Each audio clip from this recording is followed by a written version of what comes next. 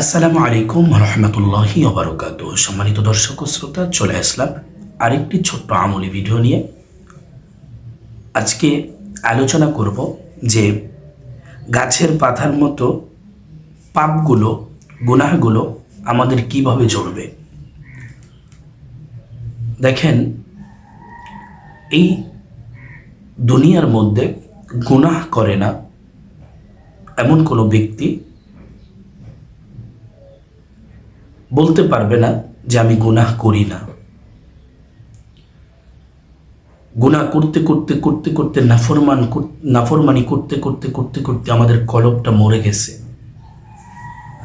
এই কলবকে জিন্দা করার জন্য, নিজের জীবনের গুনাহখাতা মোচন করার জন্য আমাদেরকে কিছু কিছু আমল করতে হবে। মনে রাখবেন, এই দুনিয়া শুধুমাত্রই ক্ষণস্থায়ী, এটা চিরস্থায়ী দুনিয়া নয়।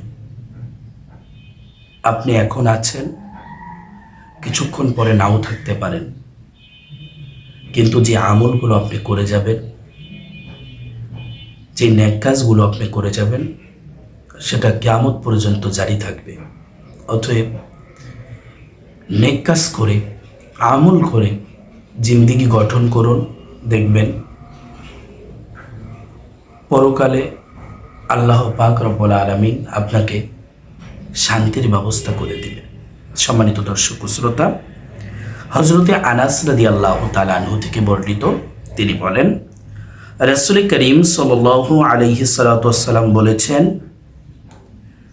সুবহানাল্লাহ আলহামদুলিল্লাহ লা ইলাহা ইল্লাল্লাহ এবং আল্লাহু আকবার যারা পাঠ করবে, প্রতিনিয়ত যারা এটি বেশি বেশি পাঠ করবে, আল্লাহ পাক রব্বুল আলামিন তাদের পাপ শীতের দিনের গাছের পাতা জড়ে পড়ার মতো ঝরিয়ে দিবেন। শীতের দিনে যেমন গাছের মধ্যে কোনো পাতা থাকে না, পাতাগুলো ঝরে যায়, ঝরে পড়ে যায়। আল্লাহ পাক রব্বুল আলামিনের হাবিব বলেন যে যদি কোনো ব্যক্তি সুবহানাল্লাহ আলহামদুলিল্লাহ লা ইলাহা ইল্লাল্লাহ আল্লাহু আকবার বেশি বেশি প্রতিনিয়ত পাঠ করে, আল্লাহ পাক রব্বুল আলামিন ওই গাছের পাতার ন্যায় তার জীবন থেকেও তার সগীরা গুনাহ খাতাগুলো আল্লাহ পাক মোচন করে দেয়, ঝরিয়ে দেয়। সম্মানিত দর্শক ও শ্রোতা, এই ছোট্ট ছোট্ট আমল করে আমাদের আমলি জিন্দেগি আসন গঠন করি। কারণ এই দুনিয়া থাকার জায়গা নয়। আজ আপনার আমার ক্ষমতা আছে, আপনার আমার হায়াত আছে, তাই দুনিয়াতে আছি। যখন মালাকুল মউত চলে আসবে, কোনোভাবেই আপনি আমি রেহাই পাবো না। অতএব আসুন আমাদের জিন্দেগিকে আমরা ইসলামী জিন্দেগি হিসেবে গঠন করি। আল্লাহ পাক রব্বুল আলামিন আমাদের সকলকে তৌফিক দান করুক। সকলে বলি আমিন।